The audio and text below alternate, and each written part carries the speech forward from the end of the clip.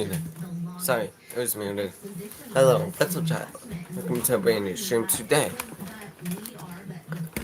I'm gonna be playing Pet Simulator X and Pets Super Power Fighting Simulator. A little bit of my dailies, weeklies.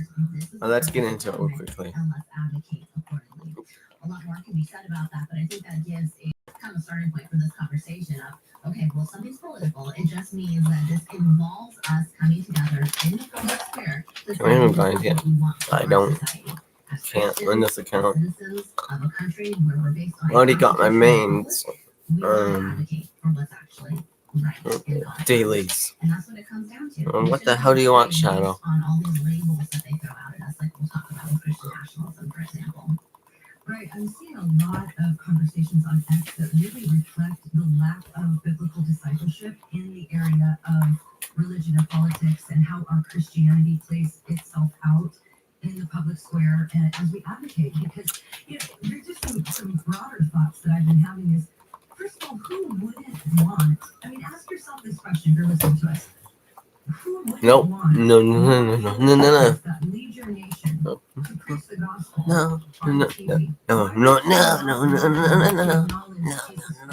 As Lord and pray for the nation.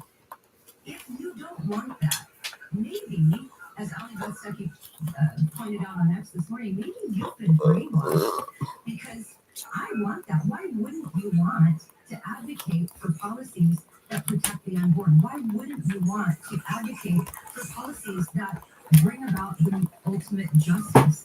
I saw this sort of conversation happening about Erica Kirk when she so beautifully forgave her husband's killer. And people on X are saying, well, but he still has to be punished, or maybe, we don't want to forgive him because then he can't be punished. And that just betrays a lack of biblical discipleship in this area for most Christians, because there's a difference between the individual Christians being willing to forgive a great evil, but then the biblical responsibility of the state to punish that evil with the sword, as the Bible says. But I want to talk about Christian nationalism. So fast rewind to 2017. This is back when I was really trying to not be political. And I wrote an article that had zero politics in it. I mean, nothing political. It's 100% theological. And for some reason, this article went viral on progressive Twitter. And immediately, I just saw meme after meme after meme about how I was a white Christian nationalist. It was like Trump memes, all this stuff. And I was thinking, what is going on? I was so careful to not get political. And that's when I learned that it does not matter how apolitical you try to be as a Christian. You are going to be called a Christian nationalist if you are a biblical Christian who is trying to live your Christian faith out in the public square. I mean, that's just it. I just get used to it. Remember when we were little kids and you'd say, sticks and stones may break my bones, but words will never hurt me, right? We got to get back to that because we have to get comfortable with being called names, because that is what everybody. But yeah, guys, I'm done training. It dailies from him gonna come back onto Pet Simulator X. Oh, no. Not done from streaming. To myself because I don't know if you saw this, Natasha, but Christianity Today, which typically has been the one that kind of leans left, punches right, is very concerned about Christian nationalism. They were called a Christian nationalist organization by some secular outlet today. And the irony of that is kind of funny to me. But when we come back, we're going to talk more about Christian nationalism because Natasha has a great chapter on that in her book, When Culture Hates You. So we'll be right back and we'll continue the conversation. If you are 65 or older, you know this. Inflation is hitting everyone hard right now, especially when it comes to healthcare. For the last 10 years, healthcare costs have skyrocketed by, get this, 230%. If you have Medicare Parts A and B, you know there are still out-of-pocket expenses like deductibles and co-payments, and they really add up. But here's some good news. Medishare Plus is designed to fill in those gaps and help protect you from rising healthcare costs. At only $99 per month up to age 75, you get peace of mind, at a price you can afford. And MetaShare is trusted too. It's been around 30 years. It's not some big impersonal thing. It's a community of people helping each other. Business owners, pastors, retirees. People love it. MetaShare 65 Plus just makes sense. To learn more, give them a call. They're great to talk to. They'll offer free with you each time they call you. Call now. 833-45-BIBLE. 833-45-BIBLE. 833-45-BIBLE. Amazing Grace, how sweet the sound. It is the most recognized hymn in the world, but what makes Grace a sweet sound? The man who wrote it knew he was a wretch, a slave trader, and that God saved him. I'm David Wolin. Join me on the next Haven today for a series called The Surprising Story of Amazing Grace. Haven today. Weekday mornings at 4:30 Family Radio. Listen online at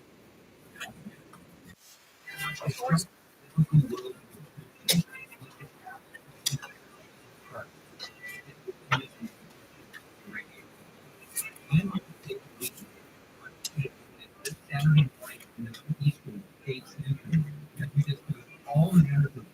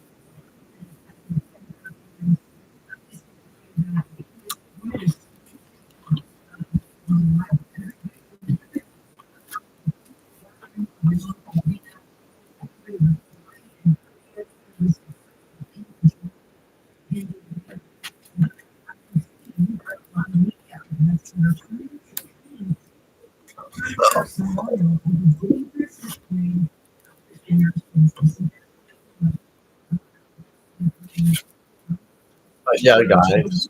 I might have to play some other games. I don't know yet. Yeah, I guess.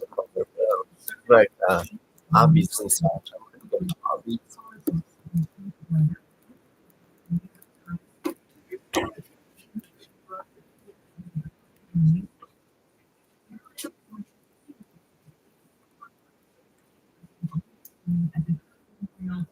But yeah, I'm agree that now.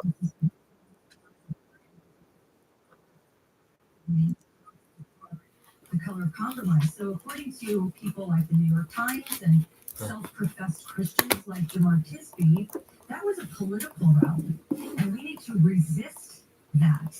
That's Christian nationalism. That's right Christian Let me nationalism. out.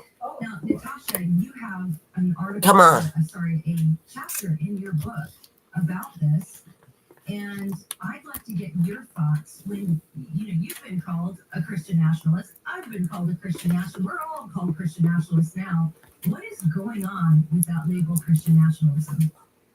Well, it's kind of like what we were talking about with the politics and defining the word. No one is working from the same definition as Christian nationalism, so it just gets thrown around, especially by the mainstream media, in this way that makes everyone think that this is this really dangerous, awful thing. I've played this before, and this one is actually really good to a certain point. That would be problematic from a biblical or a civic perspective, and then most of the time it's not. So I actually dug into this when I was doing the research for my book, and I looked at hundreds of pieces of content from mainstream media, videos, written content, everything, to understand when they use the term Christian nationalism, they're not going to be taking the time to carefully define it, of course, but what do they actually mean as you can infer that they get? So that was my project. And when I got into that, what I found did on was that purpose. in the vast majority of cases, I mean at least 90% of the cases, all it meant when they were talking about a dangerous Christian nationalism is that there were Christians who were advocating for public policy according to their biblical values. That's what it meant. So you would see these articles, for example, where it was talking about a dangerous Christian nationalism coming to all 50 states. And if you look at the examples that they gave, you could find that Christians were advocating for what they call anti-trans laws, which, of course, Christian perspective, we are advocating for the good of trans people. So that is not anti-trans law, but just the fact that we are advocating according to what they saw as biblical values is considered to be dangerous, anti-democratic, and theocratic. And this is just, it is so unfortunate that so many Christians don't have a background in what the Bible teaches Oh, fudge. about the purpose That of sucks. government and what we Almost should be made it. advocating for. And a lot of Christians don't have a background even in how our government I don't functions. quickly. So we come to Fashion. believe these labels Anyway, that the mainstream media puts just out really there. Avatar. When we advocate for our views within a constitutional republic, we have just as much right to do that as anybody else. There's nothing dangerous about it. There's nothing anti-democratic. We're not going around our given form of government to try to sneak our ways in the back door. Like, this is really dangerous and anti-democratic. We're not doing that. We are actually advocating exactly as is intended within our form of government. And a theocracy, for the record, means that a government is formally recognizing a deity.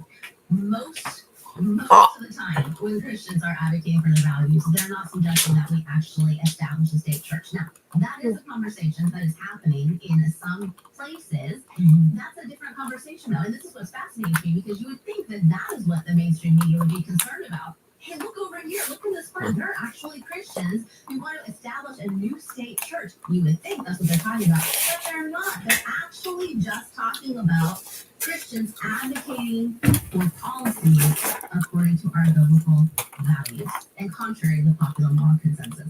That's what it is. Really? So they get very nervous What the hell? when they see It that instantly there's killed me. I had to go all the way back. what they see as politics and religion as something like the memorial. Unfortunately, a lot of Hold up. Christians are being shamed by it. And I see that even online when I post about these things. And I posted I couldn't get on my to it. platform. I just couldn't. That one was moving too fast. There's, yeah, there's kind of concerning to see this mix. The mainstream media does not Fuzzy, They fuzzy. don't care. They just don't want you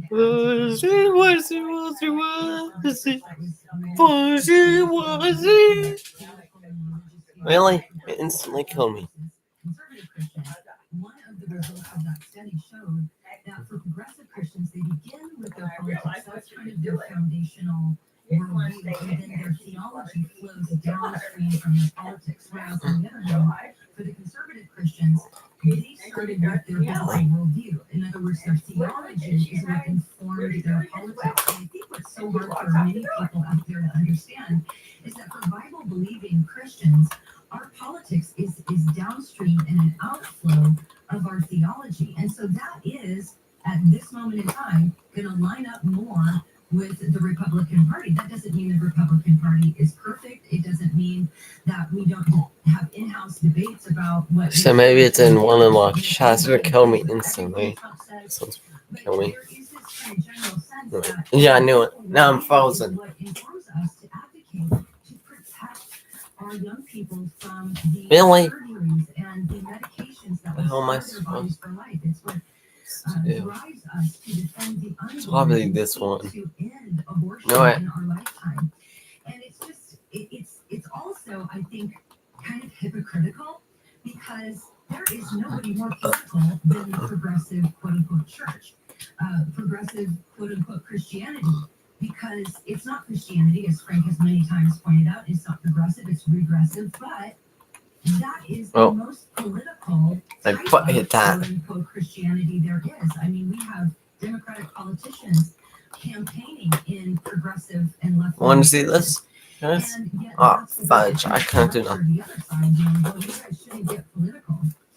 Just this week, Phil Vischer of the Holy Post podcast on Holy Post reposted Holy Post Media a quote that said this: Christians don't put our hope in defeating our political enemies here and now.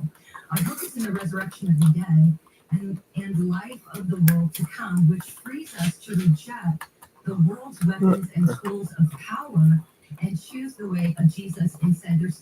There's like this assumption that if Christians are Easy. policies, So easy. Oh, I know how to beat this. Whee! Understand why they feel that way. Now, I'm sure there's bad Okay, actors that on was both the way I sides. knew There are it. people who are always Come gonna on. be attracted No, to whoever has the power. But seeking to advocate for real justice, to protect people, even to protect people from the things that are coming in across the border. That is not just a seize of power, just reaching to try to be the one in power. This because we actually want to advocate for real biblical Really? policies. No, it's Like, false. you've got a great section in your book Completely. about that, talking about power. Help us work that out. Like, why are they saying that? And is that the reality? Well, this is I've another beat of this those one words before. where, It's you a know, while it's ago, not though. the definition. They keep using the word power in a negative sense to convince us all that if someone's seeking power, that's inherently a bad thing. But that's sort of ridiculous because power can be used really well or it can be used really poorly. There's nothing inherently bad about power. So just think to yourself, if you could have the power to do good for our country, God's good. If you had the power to do that, would you want that power? Yes, of course we would, right? Like, we want the power to do what's right. That's what government's about. Government means we're putting people in power with the ability to execute what is good and to restrain what's evil. And it What takes the hell? power to do that.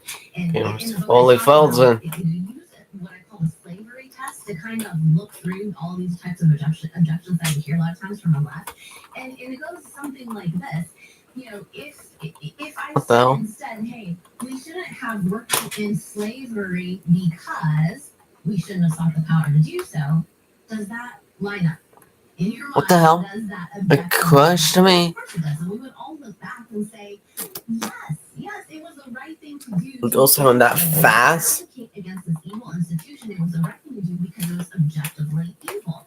And we needed people in power with the authority and the ability to actually make that happen in society. We needed those people to do that. And so it's one of those things that people keep repeating and it's meaningless.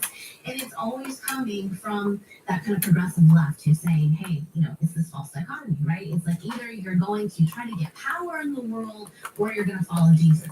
No, you follow Jesus, and Jesus is of primary importance. We're not saying anything other than that. But given Really? that Jesus is a primary How the importance, hell am I we supposed to live our lives in our go society through where that? we are looking out for How the hell am I? our neighbor. And part of loving our neighbor is to advocate for what is right. And sometimes that comes about through political power. And I just wanted to give a couple of quick statistics. What the hell? Elisa, from what you What was I said supposed to do? about kind of like this double Keep standard dropping. that you see Say out I'm there. dead. I mean, for the record, according to the research, American adults who identify as historically black Protestants, 80% lean Democrat. American adults who identify as Buddhists. Oh my god. I know what I'm supposed to do. I know what I'm supposed to do. American adults who identify as Jewish, 64% are or lean Democrat. So we can keep going through these, but researchers found that more than half of every single religious group leans Democrat except two. One is evangelical Protestants, only 56% lean Republican. And then Mormons, 70% lean Republican. Isn't that so interesting? But we never hear anyone else call out for bringing their faith into their political views. We don't hear anyone, certainly on the left, saying, hey, historically black Protestant church, 80% of you are lining up on this side over here. We need more of you to kind of move over to the right. I don't see that, right? I don't see mainstream media saying, yeah, this is really crazy, like the mixing of these religions. Okay, this is stupid. We need to do something about I it. can't even get to that part. That part's That's not what it's impossible. really about. Oh, It's really just what they don't like, and that we're advocating just for keep those crushing values that run like that. contrary to the popular moral consensus. That's it. It's a double standard. Right, it is a double standard, and there was a tweet here from the president of the National Association of Evangelicals. What the hell? He said there's a universal grief at the loss of a life, but there's also grief for the moment that we're in and the polarization that has led to a very dangerous pattern of political violence. Do we need to jump? Contributing to this social chaos, or are we those who will solve this issue with our words rather than physical violence? And on face value, like that sounds good, right? You don't want to solve our problems with physical violence, but we're going to unpack This is so easy. tweet when we come back. So stay tuned, and we'll be right back. You're awakening with Bishop E.W. Jackson. We have not been made the greatest nation in the history of mankind. By denigrating God, we have become the greatest nation on earth because we are a nation that acknowledges Almighty God to be the source Really? of our values, our rights. My avatar keeps doing this. I'm at max height. I can go on to. You're awakening on the podcast. podcast page at AFR.net. This weekend on the Stand Radio, Fred Fry of Triumph Ollie, Evangelical I give up. Fellowship will tell them the gospel has been shared and Oh, that's easy. children around the world. We shared the gospel with over 31 million children last year. And that's really the start of the ministry. It's amazing what God has done and how He continues to bless this work. The Stand Radio, Saturdays at 4 and Sundays at 8 p.m. Central on AFR. Hey, my name's Wesley Wildman, and I'm Walker Wildman. I took the risky path. I've been leading tours to the land of the Bible for more than 30 years. Coming up in March of 2026, we would love for you to join us for something very special, a Footsteps of Paul tour and journey Aha. to Greece. We'll walk exactly where the Apostle Paul walked through Athens, Cool. ancient Corinth. It's actually kind of easy. I almost made it first try. You'll enjoy unforgettable experiences and meaningful fellowship with believers and with Wesley Walker. And we'll eat well, laugh a lot, and yes, eat well again. And most importantly, we will grow in our faith as the Bible comes alive before your eyes. You'll get to see the very things that we read about or that your pastor talks about in church. The Footsteps of Paul tour is March 17th to the 24th, 2026. Register today at wildmangroup.com. That's wildmangroup.com. We can't wait to see you there. This is so easy. Walter Kim, the president of the National Association of Evangelicals, said there's a universal grief at the loss of a life, but there's also grief for the moment that we're in and the polarization that has led to a very dangerous pattern of political violence. Are we going to be contributors to this social chaos, or are we those who will solve this issue with our words rather than physical violence? I couldn't do nothing. I just started doing this stupid thing. Well, it kind of goes along with Stop the it. narrative that we were talking about before the break about polarization. You know, when think about for a minute What the hell? when people are talking about polarization, that being the main narrative. For example, Phil Vischer said he tweeted, I can't remember. when Charlie Kirk had just been murdered. Just heard that Charlie Kirk died. Truly sad. Our polarization is killing us.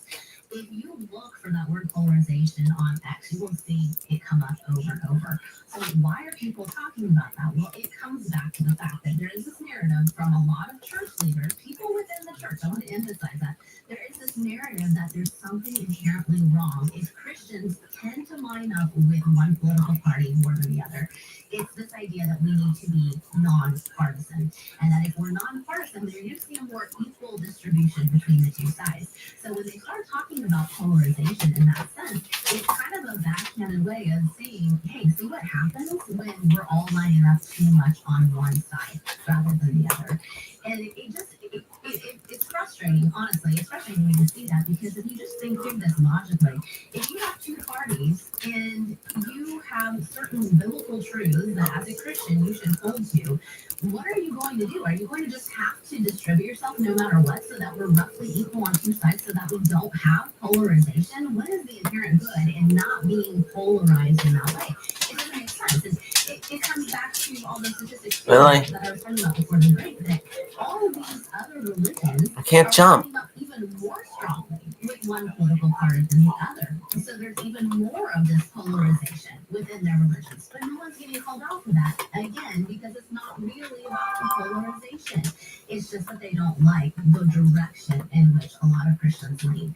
But I think we just have to remember that there's nothing inherently wrong with lining up with one side more than the other, if there is indeed one side that more completely, or not completely, but that more Okay, I can do it. I can do it. truth on these things. So it's not polarization that is killing us. It is the nature of. I believe in myself. We can talk about that. Right, and there's also, I think, this sense in which they're trying to persuade Christians to. I don't believe in myself. Their faith away from their ethical opinions, away from their political opinions. Shut up. Because if you can convince a bunch of Christians, like, to just talk about the Bible, just talk about the gospel. Well, if you really know the gospel, there's no area of your life that you can touch. If your politics are separate from what you understand that the gospel is, then you don't really probably understand the gospel. If your ethics are separated from your biblical worldview, you probably don't understand your biblical worldview. And I think guess was really on display with another tweet from Phil Vischer, where he said, actually this was a quote from the Holy Post podcast. He said, the number of people who are saying he, meaning Charlie, was killed for the faith. He was killed because he was Christian. He said, I don't know what world, I don't know how you come to that conclusion when that's not primarily what he was known for. It's not his. He had some debates, not involved Christianity, but the majority of his debates were about hot button social issues. So Vischer is separating Christianity from hot button social issues. I don't understand how you can do that. How can you separate your Christianity from your views on abortion? How can you separate your Christianity from your views on LGBTQ and social justice? The Bible has at least a principle that can be applied and speak to any sort of cultural topic that comes across our social media news feeds or even into our real actual lives. And so on X, I responded to that, and I said this because it was really caught my attention how he said that's not what he was primarily known for. And I'm like, well, yeah, that's not what he was primarily known for because he was so demonized. Charlie was so misrepresented. And I wrote, if he wasn't primarily known for his Christianity, it's because voices like this one demonized and misrepresented him while convincing the church to separate their faith from their ethics and from their politics. And I think that's a really big trick for Christians to watch out for. Anybody that's telling you that you don't get to have an opinion on biblical marriage or sexuality or abortion or any hot button social topic, if they've separated that social stuff from the Bible, then don't listen to them because the Bible speaks to these issues. And I had an interesting conversation with somebody about a year ago, maybe not quite that long ago, who was ultimately going to sever working with me because they thought that I was speaking out too much against critical theory and the critical social justice that has just infected the church. And I was trying to explain to this person, but this is a biblical issue. And he said, no, it's a social issue. This is an agree to disagree issue. And I think so often people try to take those issues and cordon them off and say, well, this is something that we can agree to disagree about because it's a social issue, not necessarily a biblical one. But these are not just social issues. These are real sin issues. These hit the core of primary doctrines. When we redefine sins, then we're redefining what the gospel is, because obviously Jesus came to save us from our sins. And I don't know, you have any thoughts on that, Natasha? Well, yeah, I mean, going back to what Phil Vischer said that you responded to there, it's almost like he's implying, if Charlie had just kept his faith the primary and only thing, then nothing would have happened to him. And so what are you trying to say there? What are you trying to say? That if you actually apply your faith in the public square, then that's what's going to get you in trouble. And it actually is a lot of times what gets you in trouble. But is it to apply it on those issues? It almost sounds like that. I don't want to put words in his mouth there, but like you said, so in that tweet and your response to that, if Charlie was primarily known for his political activism, a lot of that just comes from how people are painted. And I love the tribute that Frank and the Positive team put together to Charlie early on after this happened. They showed clip after clip of Charlie proclaiming the gospel to people. Because that was where his politics were coming from. It was coming from his biblical worldview and his biblical convictions, applying it in every aspect of life.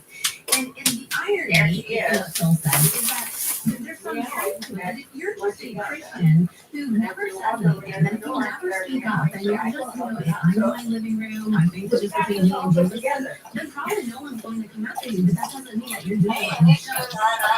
And that's what is so messy in these conversations, that ultimately Charlie was working out the faith in every area of his life. I want to take the few minutes that we have left here to talk about the hopeful things that we're seeing all around the world. I just saw a tweet from Kevin Phelps from Daily Wire, and he said, this is what revival looks like. And he showed a photo of several high school students that were so inspired this week that they went to the mall, they set up a table, and they were giving out free Bibles, and they made a little sign that they colored with their markers that said, ask us a question. It said, let's talk, we need prayer. And they just offered for people to come talk to them about Jesus. And this, to me, is a mark of real revival. I think there are a lot of times people who use the word revival a little too broadly. Like, catching feelings in a worship service or something like that. That's actually not what I would call revival. Revival is going to be the hallmark of a real change of heart, real true repentance. I think, Natasha, that we're seeing that even among our own community. We both have expressed at the beginning of this show how that happened in our own hearts.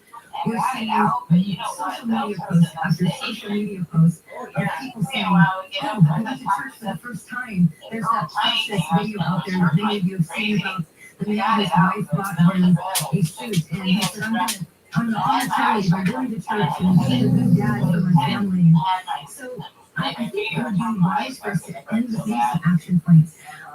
I'll say a couple and I'll throw it over to you, Natasha. I think now is the time, Christians, to get active in discipleship. People are going to be flocking to our churches. They have been flocking to our churches. They're going to need help.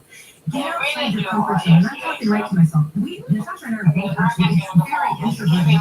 So it's not comfortable for me to reach out to somebody and say, hey, can I do a Bible study with you? But I am purposing in my heart to do that. In fact, I reached out to 2 people this week that I have been neglecting to really look after spiritually, who are not walking with the Lord. And I just said, hey, do you want to do a Bible study with me? We can go through this book. We can meet once a week on Zoom and talk about it.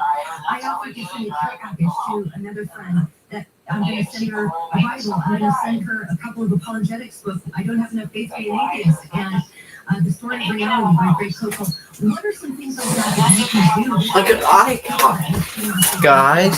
And I also encourage you to pray for all the people that are celebrating Father's Day, who are posting these. Ow. Guys, Stop calling me. Stop it, go. Buzzy, Buzzy.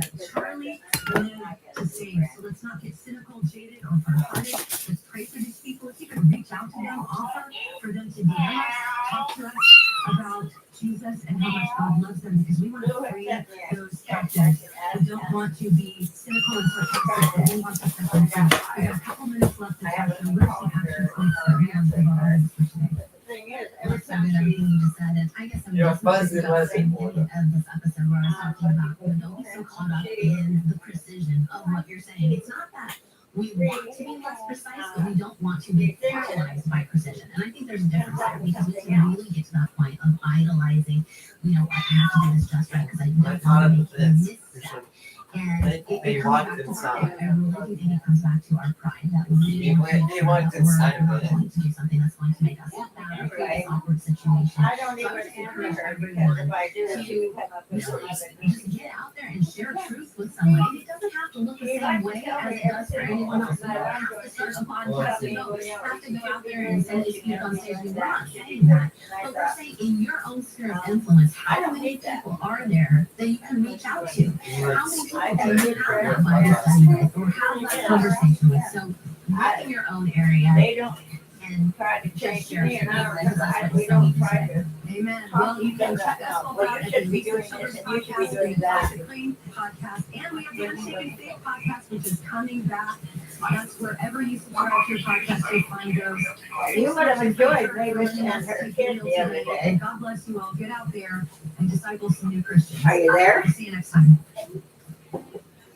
You, Yeah, I'm here. okay. The beauty Shadow of Kitchen. in this broadcast may not Hi. necessarily reflect those. Honest to I goodness. know what it is. American I know you know who it is.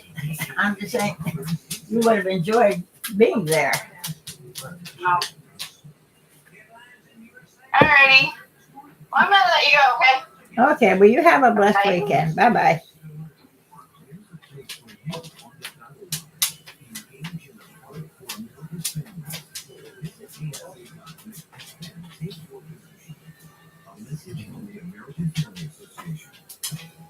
This is American Family Radio, a listener-supported ministry of the American Family Association.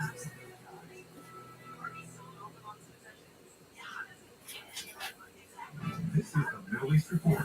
Each week we break through the lies. Honey, what do you want? Do you want to go outside?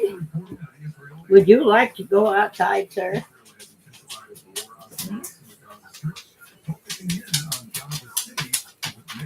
What? What? Are you hungry? Did you not get enough? There's a bowl hunt. No, I can't. Right now, there is a lot to unpack about Gaza.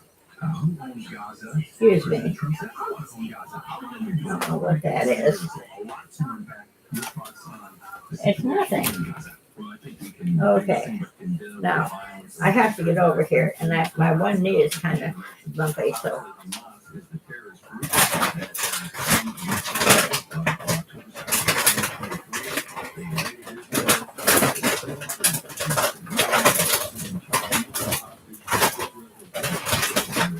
hoping against hope to get those hostages back. What a tragic equation to say we want a hostage back, dead or alive, and we're willing to trade up to 100 terrorists. For every There. individual that you can return to us.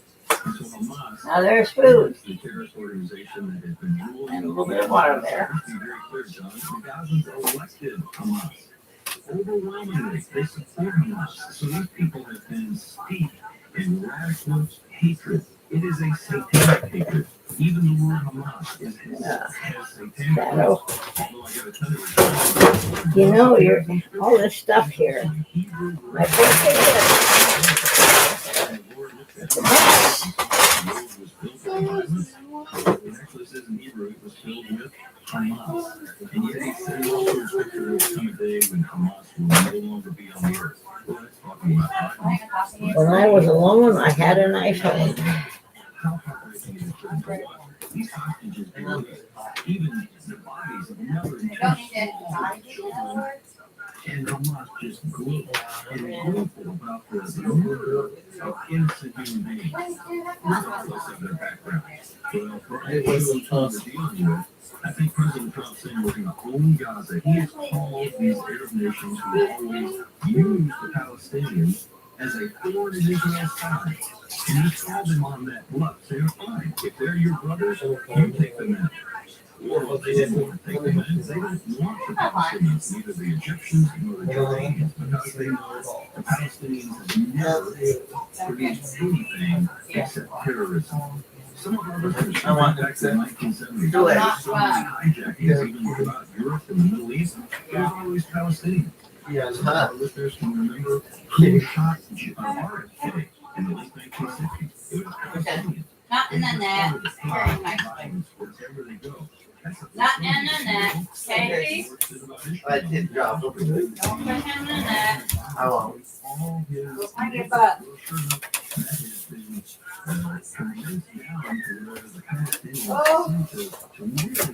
This should lay flat on the floor, not in the air, but people have to trip.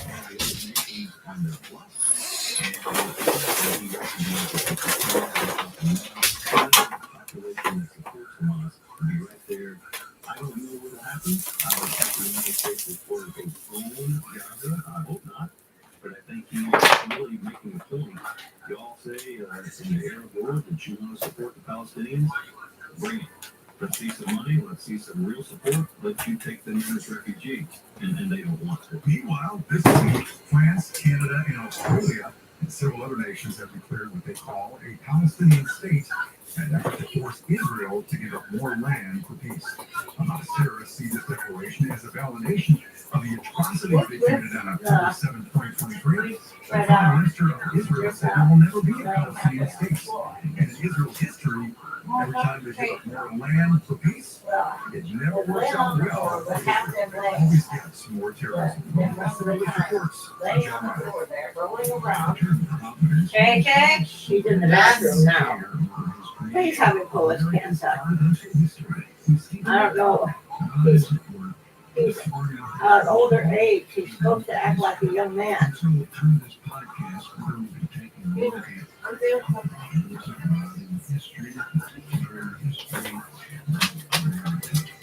America's Providential History. Available now on the podcast page at AFR.net.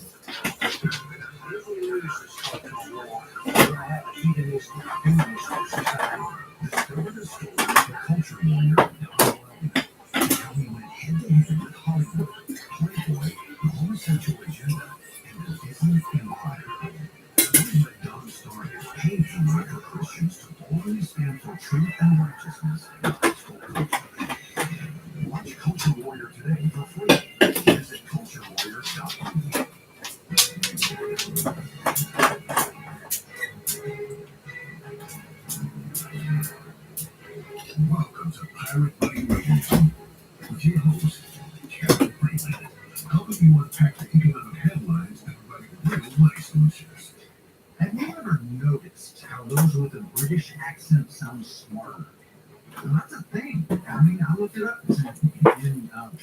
Psychology Today. Here's the headline. Why do British accents sound like intelligent to Americans?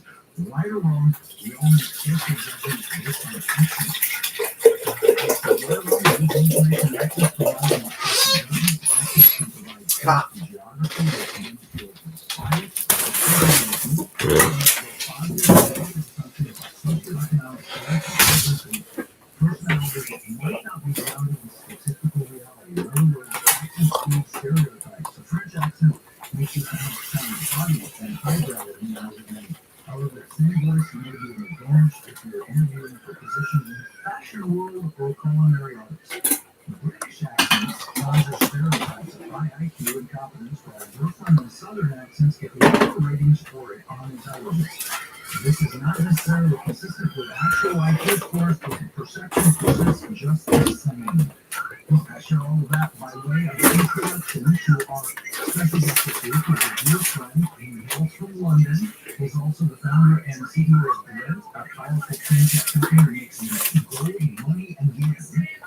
And he has an amazing British accent. He's earned his IQ with me. He's proven it over and over. He sounds really smart, and he is really smart. Welcome, Jason Cousins, to Pirate Money Radio. Hi, Kevin. I couldn't thank for a better introduction than that. You do. You've got that James Butt. And I know that the British accents, we lump them all together, and they all sound, but they're very different. They're very distinctive. And from London, you can tell where someone's from. Absolutely, unless you got the Queen's English, of course.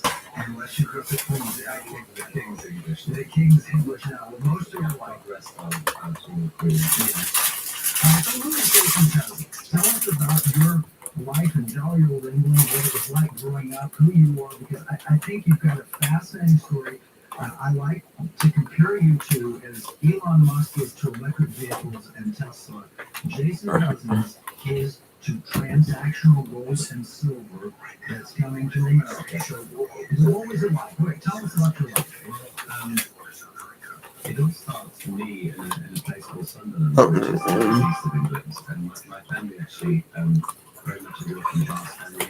My mother was a hairdresser, and my father was a master bricklayer. My grandfather was my It's such an easy hobby. Such easiness. He came up to the northeast and me. It was a very big Shadow boy. shipbuilding. You wanna fuck Whose plate is this sitting up here? Mine. Well, it's kind of a good idea considering all the flies and everything in there. I kinda can't put it. Come on, it's a paper towels. I don't wanna swear on stream, but I might have to. It's this crazy woman. Sandra, I know crazy. This woman, she's a crazy woman. She's such a crazy female.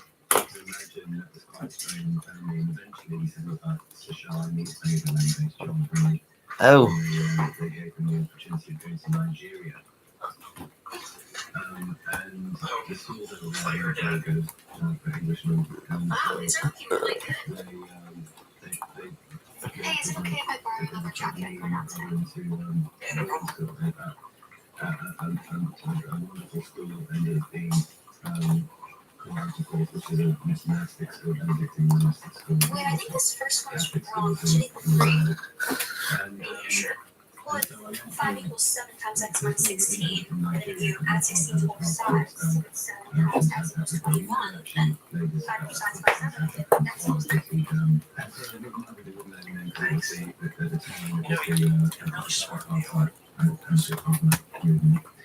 No one cares. A woman. A man. Well, it's.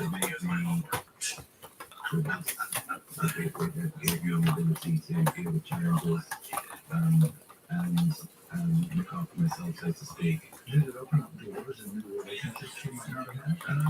I don't think. I mean, there is this always this perception when you go to a kind of school like that you go into some kind of magic level. But I think for me, the main thing was about resilience and discipline, and also the one thing it gave me is the ability, the belief that I can achieve anything I put my mind to. And that whether that the school was excellent in that regard, whether it was you wanted to play cello, be an artist, a physicist, or get a fintech. That's huge. Yeah, that's huge because if you grow up in a situation where you don't think That was easy. out of your circumstance, and you're missing out with inner cities here, I'll never get on it. The only way out of it is to deal drugs or to be an athlete. And I'm not very good at sports, and therefore, that's terrible. What you saw was no, the human spirit and human capability, and realized that you had the potential to think beyond your background. Yeah, and that's quite connected as well to the faith side of the school, which is unusual because most of the boys weren't. But faith is important as well in yourself as well as anything else. Anyway, from there I went on to study architecture at university, architecture and buildings. I'm not talking about software engineering, architecture. And then worked in Hong Kong for a couple of years before pivoting into virtual reality the first time at the school. But you love architecture. I've been with you moving traveling, and you look at the building and you have admiration for it, or you would say, well, they should have done this different. I've watched that. That's ingrained in who you are. And that's it. If you're to pick the great professions, architecture would be one that you'd always put up to, very highly. Yeah, I read the Virtual Book. I haven't actually read that one, but I read that for Shrub, but she's also written on as an architect at English. Look, it was a fantastic education, and actually it prepared me for this emerging explosion of this digital ecosystem, this internet. And so all I got involved in virtual reality, which you can see, is a natural progression from architecture, and then soon pivoted my company into building some of the first e-commerce systems well. high street retailers. And actually, I never See? On that block. Yeah. Ship anyways. Anyways, guys, and stream. Goodbye. How you build something like an e-commerce site. I used to create some education and architecture to build pipe into this ecosystem, which was